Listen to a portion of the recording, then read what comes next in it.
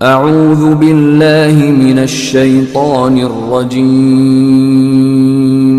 بسم اللہ الرحمن الرحیم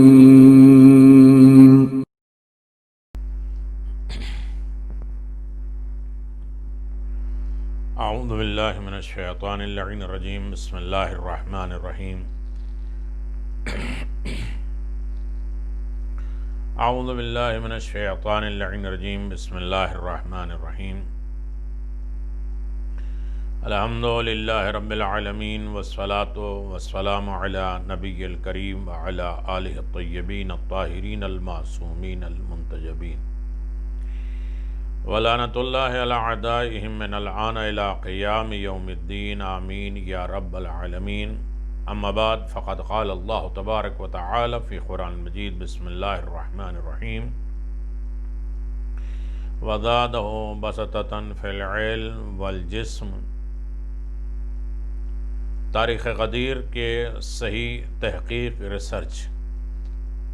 واقع غدیر کے صحیح پہچان حاصل کرنے کا ایک راستہ اس عظیم واقعے کے تاریخی حوالے سے صحیح ریسرچ اور تحقیق ہے۔ دیکھنا یہ چاہیے کہ غدیر کے دن کون سے واقعات اور حادثات رونما ہوئے، ظاہر ہوئے، رسول اکرم صلی اللہ علیہ وسلم نے کیا کیا کیا، دشمنوں اور مخالفوں نے کس قسم کا رویہ اختیار کیا، تاکہ غدیر کی حقیقت واضح اور روشن ہو جائے، کھل جائے۔ اگر غدیر کا دن صرف اعلان ولایت کے لیے تھا تو پھر رسول اکرم صلی اللہ علیہ وسلم کی گفتگو، بات اور عمل کو بھی اسی حساب سے صرف ابلاغ اور پیغام تک محدود ہونا چاہیے کہ صرف پہنچا دیا، میسج دے دیا، ختم ہونا چاہیے۔ یعنی رسول خدا صلی اللہ علیہ وسلم سب لوگوں کو جمع کرتے اور حضرت علی ابن ابی طالب کے لیاقت اور صلاحیت اور ان کا مقام، ان کا اسٹیٹس کے بارے میں لوگوں کو آگاہ کرتے، بتاتے، پھر کچھ اخلاقی نصیحتوں کے ساتھ لوگوں کے لیے دعا فرماتے اور خدا کی امان دے دیتے اور خدا حافظ کر لیتے۔ بالکل اسی طریقے سے جیسے آج سے پہلے بعثت کے آغاز سے لے کر غدیر تک بارہا، بعثت کے شروع سے لے کر غدیر تک پیغمبر اسلام نے بار بار اسی طرح سے کیا، بلایا، مولا کائنات کے فضائل و کمالات بیان کیے اور نصیحت اور پیغام دیا اور اس کے بعد خدا حافظ کر لیا۔ اس کے بعد ہر شہر اور دیار سے آئے ہوئے مسلمان اپنے وطن لوٹ جاتے۔ رسول اکرم صلی اللہ علیہ وسلم اس کام کو مکہ کے عظیم اجتماع میں حج کے وقت بھی انجام دے چکے تھے۔ عرفات اور منی کے مجمع میں بھی یہ کام کیا جا سکتا تھا، وہیں بلا کے جب عرفات اور منی میں جمع تھے تو وہیں مولا کائنات کی ولایت کا اعلان کر دیتے۔ لیکن غدیر کی تاریخی مطالعہ کے بعد، پڑھنے کے بعد یہ بات واضح ہو جاتی ہے کہ یہ نظریہ سامنے آئے گا کہ غدیر کی داستان کچھ اور ہے۔ اعمال حج اختتام یعنی ختم ہو گیا اور رسول خدا صلی اللہ علیہ وسلم کے آخری حج کے موقع پر شوق دیدار میں ساری دنیا کے اسلامی ممالک سے آئے ہوئے مسلمان اپنے پیغمبر صلی اللہ علیہ وسلم کو الوداع کر رہے ہیں۔ یہ عظیم اجتماع موجیں مارتے ہوئے سیلاب کے مانند شہر مکہ سے خارج ہوتا ہے اور غدیر خم کے مقام پر جہاں ہر شہر اور دیار سے آئے ہوئے مسلمان ایک دوسرے سے جدا ہو کر اپنی اپنی راہ لینا چاہتے تھے، یکا ایک اتفاقاً اچانک فرشتے وحی حضرت صلی اللہ علیہ وسلم پہ نازل ہو کر ایک بہت اہم مطلب کے درخواست کرتا ہے اور آواز دیتا ہے کہ اسے آپ کریے۔ مسئلہ اس قدر گمبھیر ہے اور اہم ہے کہ رسول خدا صلی اللہ علیہ وسلم نے اسلام امت میں اختلاف پیدا ہونے سے ڈر رہے ہیں اور جنگ کی حالت میں پیدا ہو جانے سے گھبرا رہے ہیں۔ 3 مرتبہ فرشتے وحی آتا رہا، لوٹ جاتا رہا، رسول خدا صلی اللہ علیہ وسلم پریشان ہیں اور اس کام کے انجام دینے سے اجتناب کر رہے ہیں، رک رہے ہیں، بچ رہے ہیں۔ تینوں بار حضرت جبریل سے خواہش کرتے ہیں کہ خداوند عالم ان کو اس آخری وظیفے کو انجام دینے سے معاف رکھے۔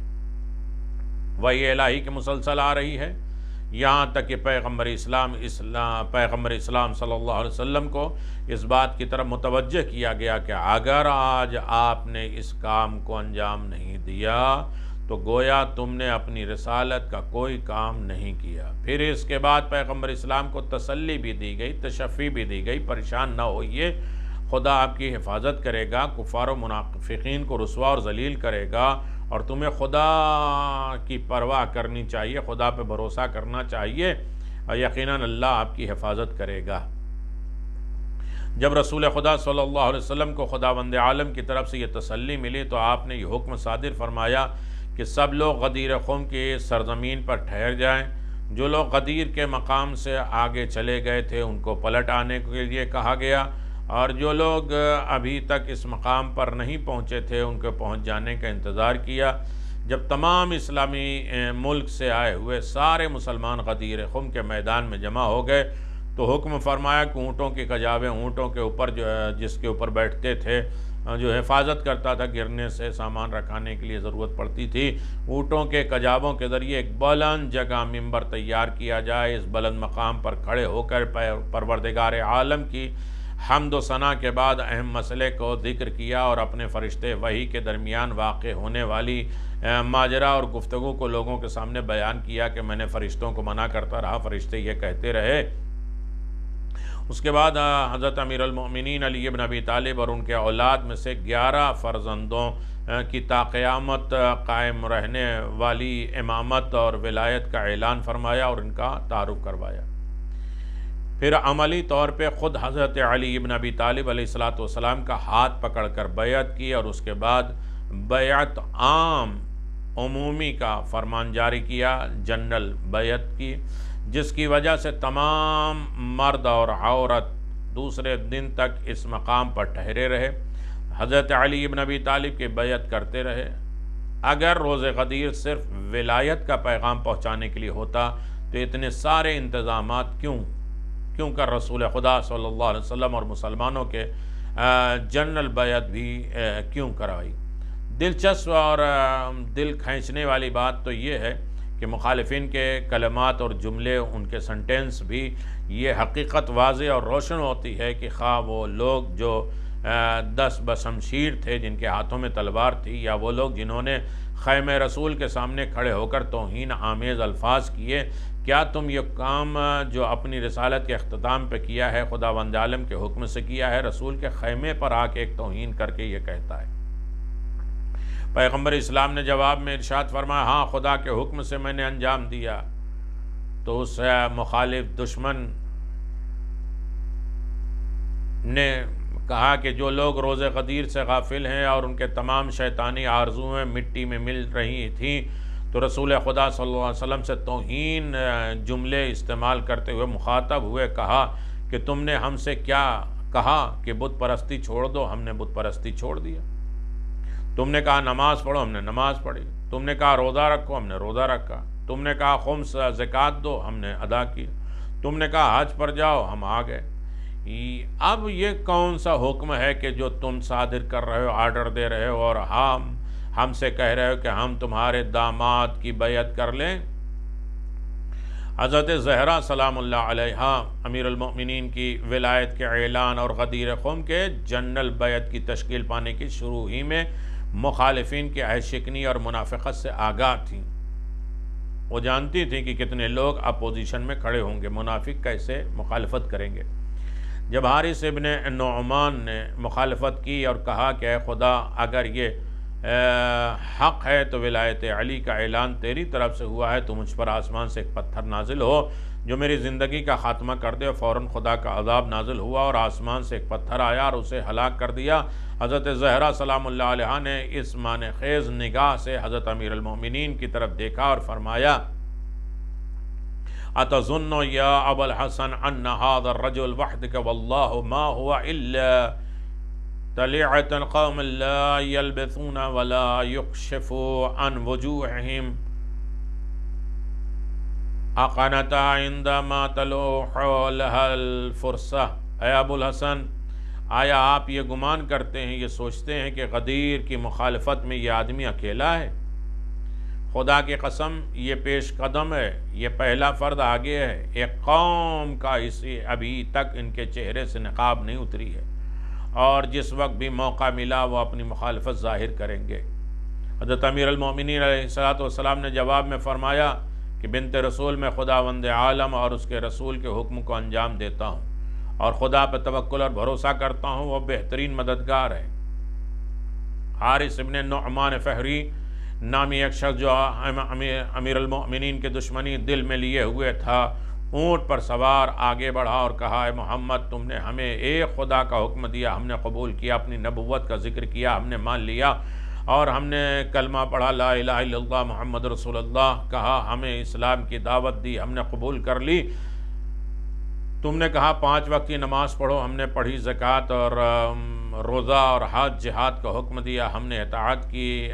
اب تم اپنے چچا زاد بھائی کو ہمارا امیر بنا رہے ہو، ہمیں معلوم نہیں کہ خدا کی طرف سے ہے یا اپنے ارادے اور سوچ کی پیداوار ہے۔ آپ رسول خدا نے ارشاد فرمایا کہ اس خدا کے قسم جس کے سوا کوئی خدا نہیں، یہ حکم اس خدا ہی کی طرف سے ہے، اور میرا کام تو صرف پیغام پہنچانا ہے۔ حارث یہ جواب سن کر غضبناک ہو گیا اور اپنے سر کو آسمان کی طرف اٹھا کر، اے خدا، اگر کچھ محمد صلی اللہ علیہ وسلم نے علی کے بارے میں کہا ہے، تیری طرف سے کہا ہے، تیرے حکم سے کہا ہے، تو آسمان سے ایک پتھر مجھ پر آئے اور مجھے ہلاک کر دے۔ ابھی حارث نعمان کی یہ بات ختم نہ ہو پائی تھی کہ آسمان سے ایک پتھر گرا اور اس کو ہلاک کر گیا، اور اس وقت سورہ مبارکہ معارج کی آیت نمبر 2 نازل ہوئی، سال سائل بعذاب الواقع للکافرین لیس لہ دافع۔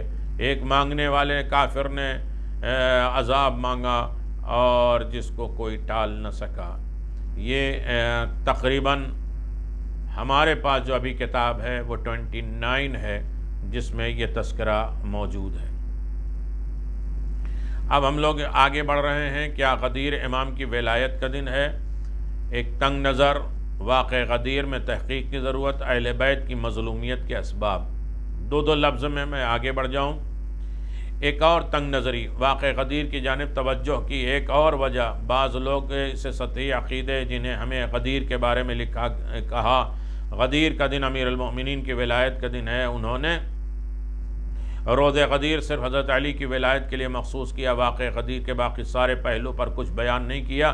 یہ درست ہے کہ غدیر کے دن حضرت امیر المؤمنین کی ولایت کا پیغام پہنچایا گیا، اور ایک لحاظ سے غدیر کا دن امام علی کی ولایت کا دن ہے۔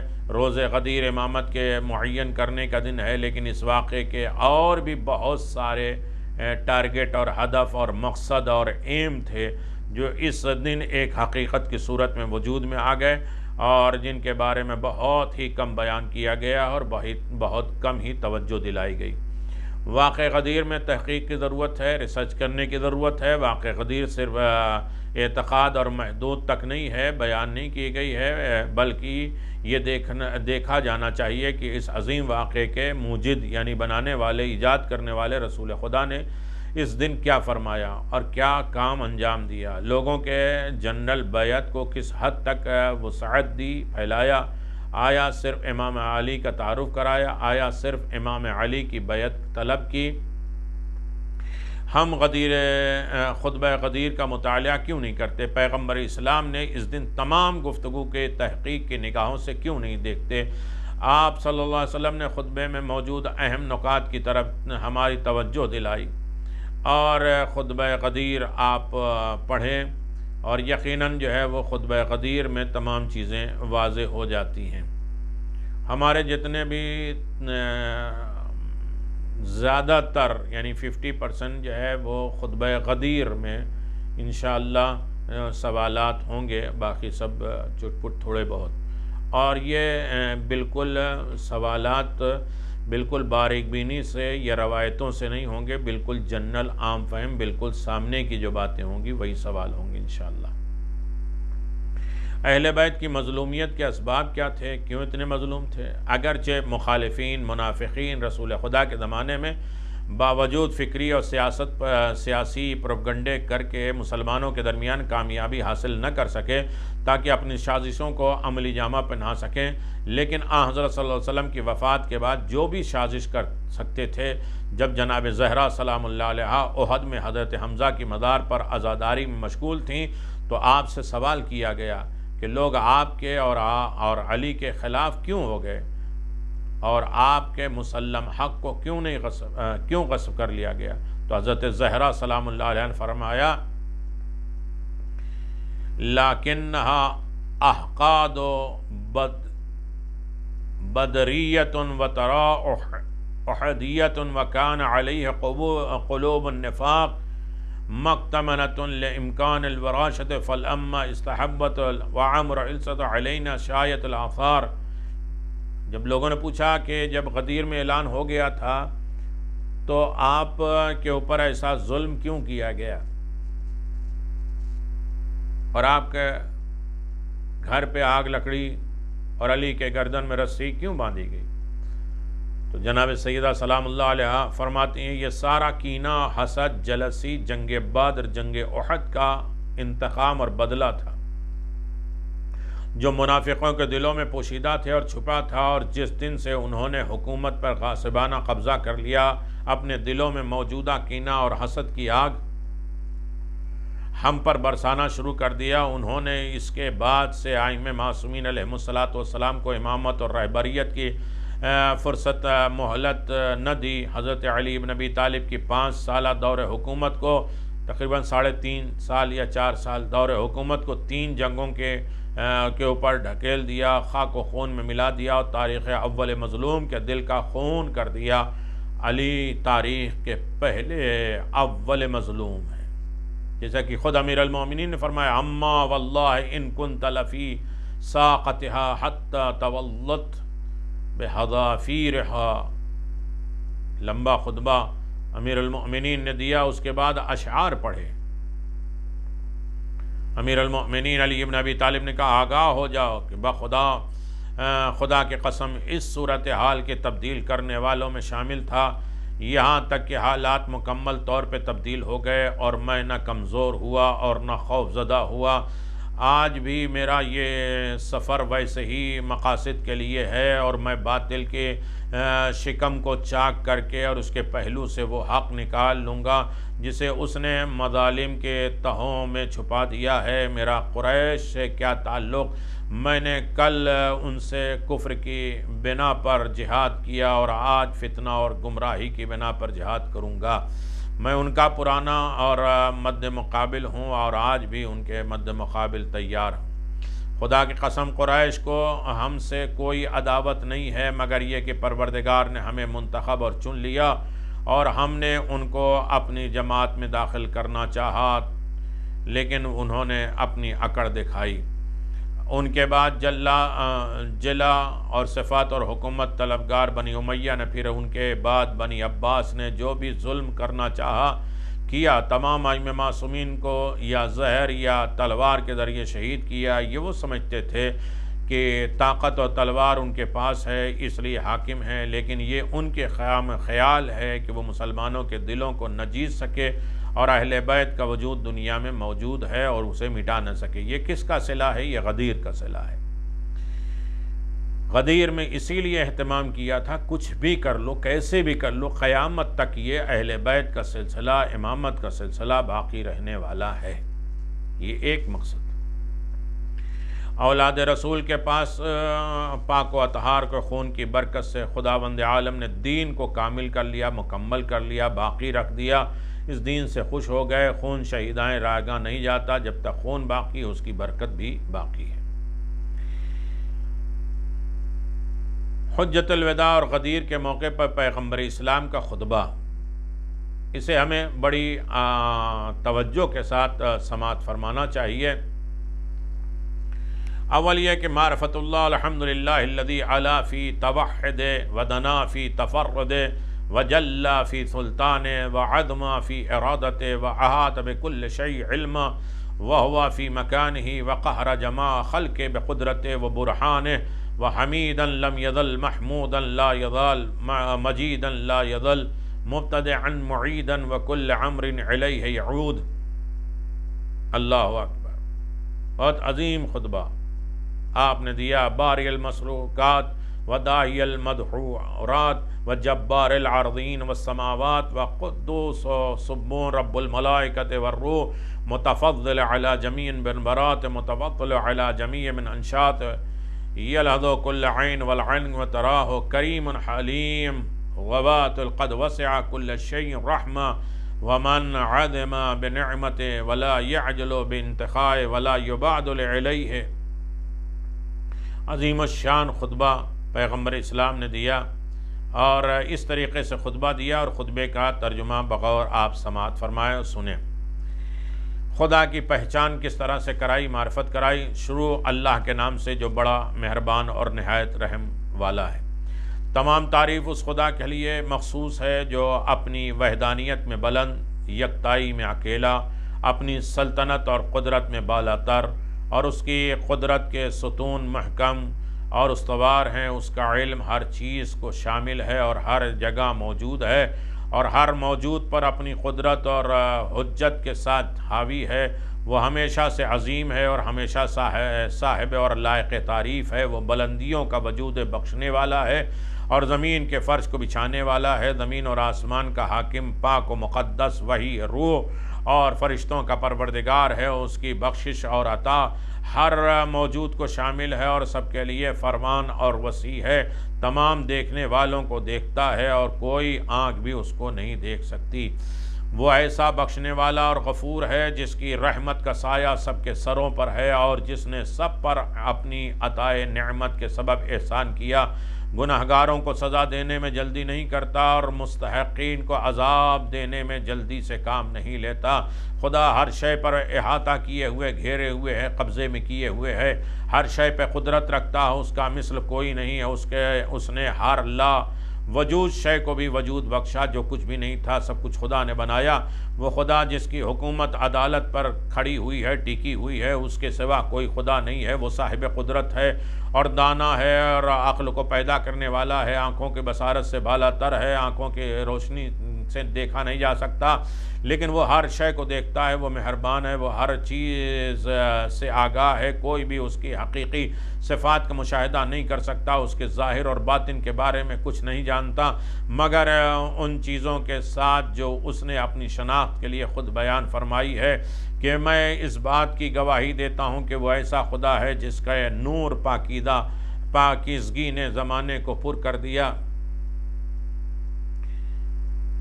اور اس کا نور ہمیشہ سے ہمیشہ تک ہے۔ اس کا حکم بغیر کسی مشورے کے جاری ہوتا ہے، اور موجودات کی خلقت میں اس کا کوئی شریک نہیں ہے۔ یہ جو پیدا کیا اس میں کوئی پارٹنر نہیں ہے، اور اس کی تدبیر میں کوئی تبدیلی نہیں ہے، اور اس نے بغیر کسی نمونے کے اشیاء کو صورت بخشی اور دوسروں کی مدد کے بغیر خلق کیا، اور جس چیز کو بھی اس نے چاہا خلق کر دیا اور ظاہر کر دیا۔ وہ ایسا خدا ہے جس کا کوئی ثانی نہیں ہے، اس کی مثال نہیں ہے، اس کا ہم کف نہیں ہے، اس کا جو ہے وہ دوسرا نہیں ہے۔ اس کے بنائی ہوئی ہر شے مستحکم مضبوط ہے، خوبصورتی میں اس کی کوئی مثال نہیں ہے۔ وہ ایسا عادل خدا ہے جو ستم نہیں کرتا، وہ ایسا صاحب کرامت ہے، ہر چیز کی بازگت اس کی جانب ہے۔ یعنی ولایت علی بیان کر رہے ہیں، پہلے فضائل الہی معرفت خدا بند عالم کا تذکرہ کر رہے ہیں۔ لہذا جو بھی ولایت علی ابن نبی رکھتا ہے اس کے لیے ضروری ہے کہ کم از کم معرفت خدا، معرفت رسول، معرفت دین، معرفت اہل بیت رکھے اور احکام شریعت پر عمل کرے، تب تو ولایت کا حق ہے۔ ہم نعرہ تو لگاتے ہیں کہ یہ ساری چیزیں کربلا تک سب ولایت علی ولی اللہ پر ہے، یقیناً ہے۔ اس اعتبار سے سوچو کہ خطبہ قدیر میں جو علی ولی اللہ میں سب کچھ ہے، توحید پرستی، شنائے پروردگار، معرفت خدا، احکام الہی اور پیغمبر اسلام کا دستور، قرآن، شریعت، احکام، پیغامات، نصیحتیں، ولایت، سب کچھ علی ولی اللہ میں ہے۔ اس اعتبار سے سوچو تو یقیناً ظالم علی ولی اللہ کو مٹانا چاہ رہا تھا، غدیر کو۔ اس اعتبار سے سوچئے کہ صرف نعرہ لگا دینا کافی نہیں ہے، بلکہ اس نعرے میں یہ ساری چیزیں آتی ہیں۔ یہ ایک الگ سے میں نے بات کہہ دی۔ جو ہمارے معاشرے میں خرابی ہو رہی ہے اس کو ہمیں دور کرنا چاہیے۔ نہ کسی کے اوپر اس طرح بلیم لگائیں یہ صرف علی ولی اللہ کہتا ہے، یہ صرف علی کو مانتا ہے. نہیں، کوئی بھی علی کو تنہا نہیں مان سکتا، اس لیے کہ خطبہ غدیر گواہ ہے. اور کسی کو جھٹلا نہیں دینا چاہیے کہ علی ولی اللہ کے بغیر سب کچھ ہے. نہیں، سب کچھ علی ولی اللہ کے تو فعل ہے، ورنہ حج تو کر ہی چکے تھے، نماز تو پڑھی آ رہے تھے، سب کچھ کر چکے تھے. تو یعنی دونوں اپوزٹ جو ہے وہ گیپ نہ رکھیں، قریب آئیں اور حقیقت کو سمجھیں.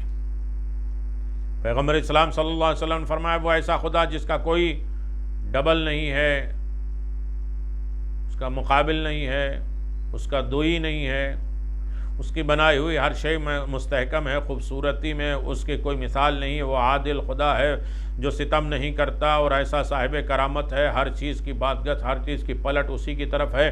میں گواہی دیتا ہوں کہ ہر چیز اس کی قدرت کے سامنے جھکی ہوئی ہے، اس کے خوف اور ہیبت سے ہر چیز ہراساں اور ڈری ہوئی ہے. خدا تمام مملکتوں کا مالک ہے، وہ آسمانوں کو اپنی جگہ ٹھہرائے ہوئے ہے اور چاند اور سورج کو ان کے محور پر چلانے والا ہے. یہ اپنے معین راستے سے ہٹتے نہیں، رات کو دن میں اور دن کو رات میں در پہ لانے والا، اور ہر جابر اور ظالم کے غرور کو توڑنے والا، ہر غارت گری اور تباہی مچانے والے شیطان کو نابود اور برباد کرنے والا پروردگار. اس کے سوا کوئی خدا نہیں ہے جو صاحب عزت اور مغفرت کرنے والا ہے اور دعاؤں کو قبول کرنے والا، جزا دینے والا، سانسوں کو شمار کرنے والا. جنوں اور انسانوں کا پروردگار، اس کے لیے کچھ بھی مشکل نہیں ہے. رونے والوں کے نالے اس کا کچھ بھی نہیں بگاڑ سکتے اور گڑ گڑانے والوں کا گڑگڑانا، فریاد کرنا اس پر کوئی اثر نہیں کرتا. وہ نیکی کرنے والوں کا محافظ ہے، ہدایت یافتہ کو کامیاب کرنے والا ہے. وہ مومنوں کا مولا ہے اور دونوں جہاں کا رب ہے. وہ ایسا خدا ہے جس کا ہر مخلوق شکر ادا کرتی ہے. وہ ہر حال میں خوشی اور غمی اور سختی اور آسانی میں لائق تعریف ہے. اس کے بعد دوسرا پیراگراف جو پیغمبر اسلام صلی اللہ علیہ وسلم پر ایمان اور خدا کی طرف جھکاؤ ہے. میں خدا، فرشتوں اور آسمانی کتابوں اور اپنے سے پہلے پیغمبروں کی رسالت پر ایمان رکھتا ہوں. میں خدا پر، فرشتوں پر، آسمانی کتابوں پر اور مجھ سے پہلے جتنے بھی رسول آئے ان پر ایمان لاتا ہوں. میں خدا کے حکم کو مانتا ہوں، ہر اس حکم کی اطاعت کرتا ہوں جو اس کی خوشنودی، اس کی رضا کا سبب بنے، اور اس کو بجا لانے میں جلدی کرتا ہوں جو اس کی رضا کے سامنے سر تسلیم خم کرتا ہوں. اور کیونکہ میں اطاعت کا مشتاق ہوں اور اس کے عذاب سے خوفزدہ ہوں، اس لیے کہ وہ ایسا خدا ہے جس کے سامنے کسی کا حیلہ بہانہ نہیں چلتا اور سب اس کے ستم سے محفوظ ہیں. اور میں اس لائق عبادت ہونے کا اعتراف ایکسپٹ کرتا ہوں اور اس کی ربوبیت پروردگاری کا شاہد ہوں، گواہ ہوں. اور اس نے جو مجھ پر وحی بھیجی ہے اس کو انجام دوں گا، اور کیونکہ اگر انجام نہ دوں تو اس کے عذاب کا خوف ہے، اور جس عذاب سے کوئی چھٹکارا دلانے والا نہیں ہے، چاہے کتنا ہی بڑا مفکر اور اندیش مند ہی کیوں نہ ہو. تیسرا جملہ، تیسرا پیراگراف، حضرت علی بن ابی طالب کی ولایت کا اعلان. پہلے خدا کی معرفت، پھر پیغمبر اسلام کے اوپر ایمان، اور پھر اس کے بعد حضرت علی بن ابی طالب کی ولایت. کہا کہ اس کے سوا کوئی خدا نہیں ہے. اس نے مجھ سے فرمایا کہ جو کچھ ہے اس نے مجھ پر نازل فرمایا ہے، اگر تم لوگوں تک نہیں پہنچاؤ گے تو گویا میں نے رسالت کا کام انجام ہی نہیں دیا. پھر اس نے اس بات کی ضمانت دی کہ دشمنان کے شر سے مجھے محفوظ رکھے گا، اور وہ مجھے خدائے مہربان کفایت کرنے والا. تو اس نے مجھ پر یوں وحی فرمائی کہ خدا کے نام سے شروع کرتا ہوں جو بڑا مہربان اور نہایت رحم والا. یہ وحی دیکھ لیے. اے پیغمبر اکرم، جو کچھ تمہارے پروردگار کی طرف سے علی کے بارے میں نازل ہوا ہے اس کو پہنچا دو. اگر تم نے یہ پیغام نہ پہنچایا تو گویا اس کی رسالت کا کوئی پیغام نہیں پہنچایا. اور تم ڈرو نہیں، خدا تم کو دشمن کے شر سے محفوظ رکھے گا. اے لوگو، میں نے اب تک جو کچھ بھی مجھ پر نازل ہوا اس کی تبلیغ میں کوتاہی نہیں کی ہے، اور ابھی جو اس آیت کے توسل سے مجھ پر نازل ہوا ہے اس کو تم تک پہنچانے والا ہوں. اور جب کہ یہ آیت نازل ہو چکی ہے، ایک حقیقت تم لوگوں کے سامنے واضح اور آشکار طور پر کہوں گا کہ حقیقت میں جبریل علیہ السلام 3 بار مجھ پر نازل ہوئے اور خدا کا سلام پہنچایا اور یہ پیغام لایا، اور اس سرزمین غدیر خم پر رکے رہو اور تمہارے گورے کالے کو بیان کر دو کہ حضرت علی ابن ابی طالب میرے بعد میرے وسیع جانشین اور تم لوگوں کے امام ہیں۔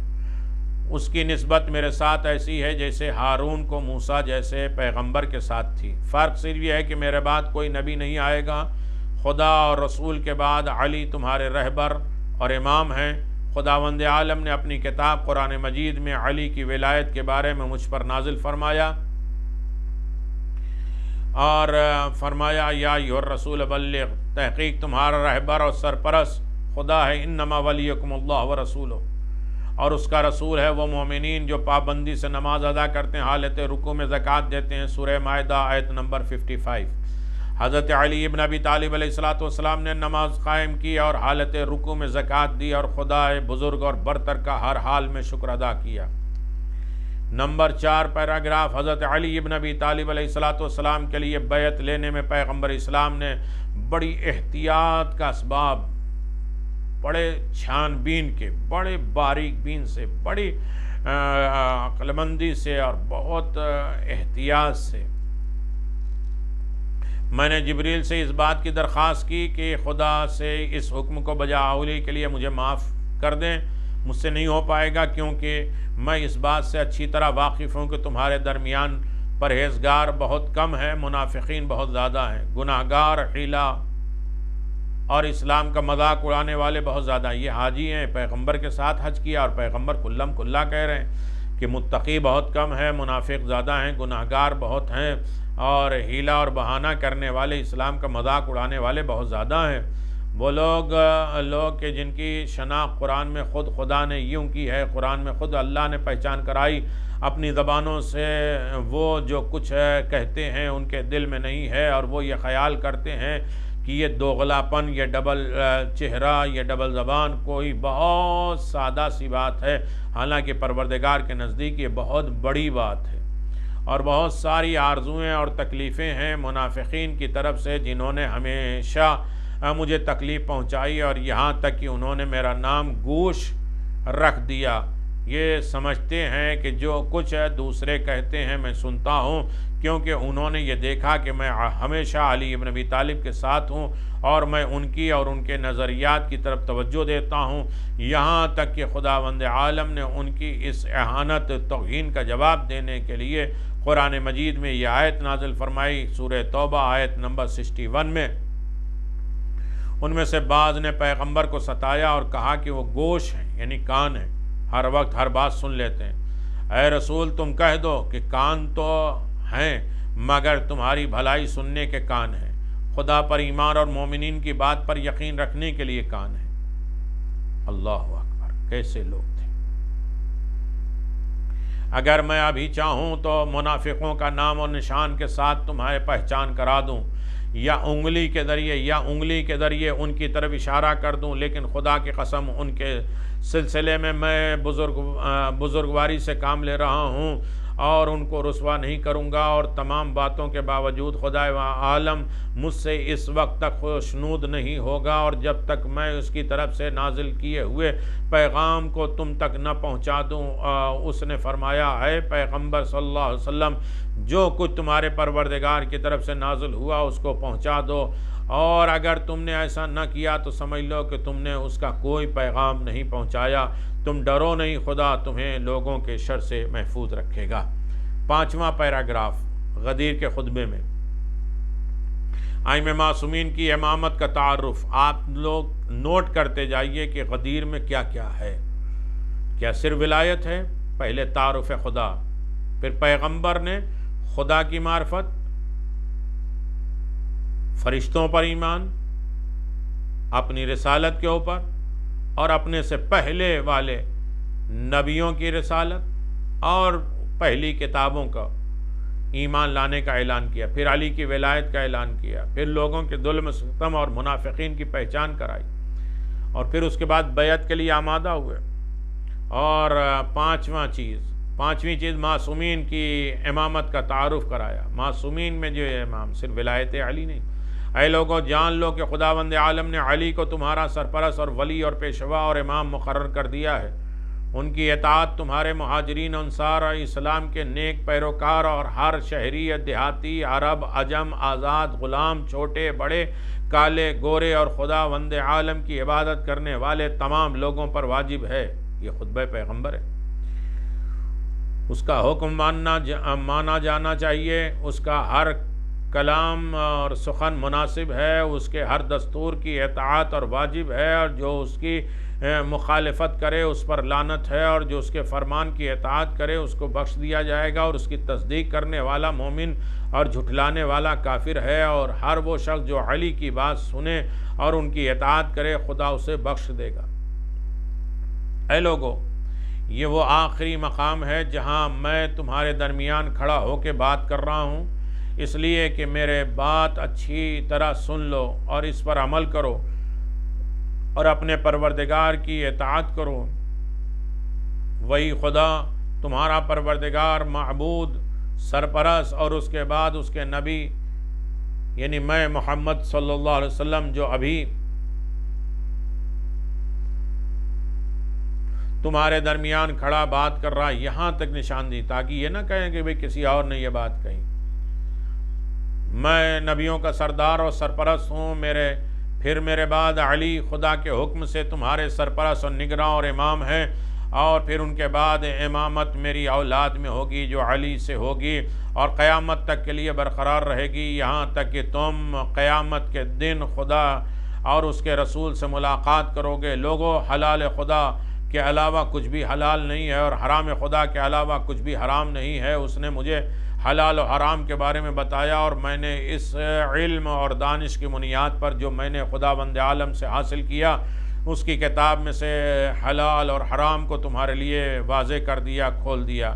اے لوگو، ایسا کوئی علم نہیں ہے جسے خدائے منان نے میرے سینے میں نہ رکھا ہو، اور میں نے یہ تمام علوم علم حضرت علی کو تعلیم فرما دی۔ علی تمہارے امام اور پیشوا ہیں۔ چھٹا پیراگراف، حضرت علی ابن ابی طالب علیہ السلام کے سلسلے میں لوگوں کی ذمہ داریاں، ڈیوٹی کیا ہے؟ اے لوگو، علی کے سلسلے میں گمراہ نہ ہونا، ان سے دوری اختیار نہ کرنا، ان کی ولایت سے انحراف نہ کرنا، منحرف انکار نہ کرنا۔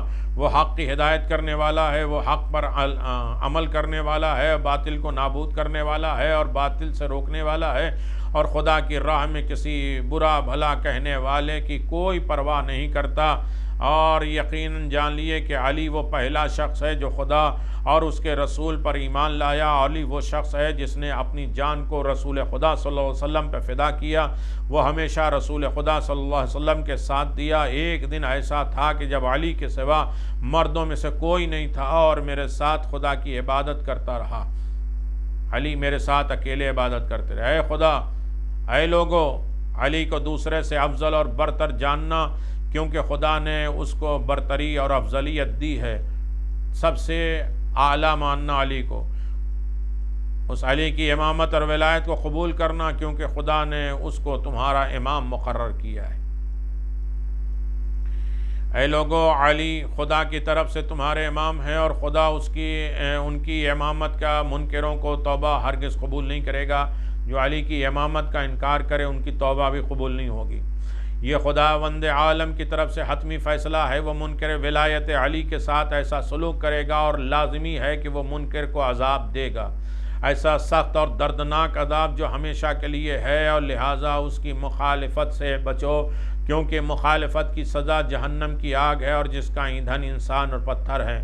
وہ آگ جو کافروں کے لیے آمادہ کی گئی ہے۔ اے اللہ، اے لوگو، خدا کی قسم، مجھ سے پہلے آنے والے تمام نبیوں اور رسولوں نے تمہیں اس بات کی بشارت دی ہے کہ میں آخری نبی ہوں، اور میں آسمان اور زمین میں موجود ہر مخلوق پر خدا کی حجت ہوں۔ لہٰذا جو بھی میری نبوت میں شک کرے اور دوران جاہلیت کے کافروں کی طرف ایک کافر ہے، اور جو بھی میرے کلام میں سے بغض بعض میں سے کچھ حصے میں شک کرے، اور جو گویا اس نے میرے ساتھ کلام میں شک کیا اور میری گفتگو میں شک کیا، اور وہ جہنم کی آگ میں ڈالا جائے گا۔ اے لوگو، مجھے یہ فضیلت خداوند عالم نے عطا کی ہے اور اس لحاظ سے مجھ پر یہ احسان کیا ہے، اور تمام تعریف اس خدا کے لیے ہے جو ہمیشہ سے اور ہمیشہ رہے گا، اور ہر حال میں اس کا شکر گزار ہوں۔ اے لوگو، علی کو دوسرے سے اعلیٰ اور افضل جاننا، کیونکہ وہ انسانوں میں خواہ مرد ہو یا عورت میرے بعد سب سے افضل ہیں۔ خداوند عالم ہمارے اور ہمارے اہل بیت کی برکت سے اپنے بندوں کو روزی دیتا ہے۔ یہ ہے ولایت، ہمارے اور ہمارے اہل بیت کی برکت سے اپنے بندوں کو روزی دیتا ہے۔ جو ولایت علی کا انکار کرتے ہیں وہ سوچیں، مخلوقات کے سلسلے میں وجود کے ضمانت دیتا ہے، ملعون ہے، ملعون ہے، مغضوب ہے، اور جس کے اوپر خدا غضبناک ہے اور غضبناک ہے، یعنی ہم پڑھتے ہیں نا وَلَضَّالِّينَ، اب دیکھ لیجئے جو علی کا منکر ہے وہ مغضوب ہے۔ پیغمبر نے فرمایا ملعون ہے، ملعون ہے، مغضوب ہے، مغضوب ہے وہ شخص جو میرے بات کا صرف اس وجہ سے انکار کرتا ہے کہ اس کی خواہشات کے مطابق نہیں ہے، وہ جو چاہتا تھا میں نہیں بول رہا ہوں۔ جان لو کہ جبریل نے مجھے خدا کی طرف سے خبر دی ہے کہ جو شخص علی کا دشمن رکھے گا، اس کی ولایت کو قبول نہیں کرے گا، اس پر میری لعنت اور غضب ہے۔ چنانچہ ہر کسی کو اس بات کی فکر ہونی چاہیے کہ وہ قیامت کے لیے کیا بھیج رہا ہے، اور لوگوں خدا کی مخالفت کرنے سے ڈرو اور ثابت قدمی کے بعد گمراہی میں نہ پڑ جانا، اور تحقیق جو کچھ تم کرتے ہو خدا تمہارے ہر فعل سے، ہر کام سے واقف ہے۔ وآخر دعوانا الحمدللہ رب العالمین۔ باقی پیراگراف انشاءاللہ اگلی قسط میں آ رہے ہیں۔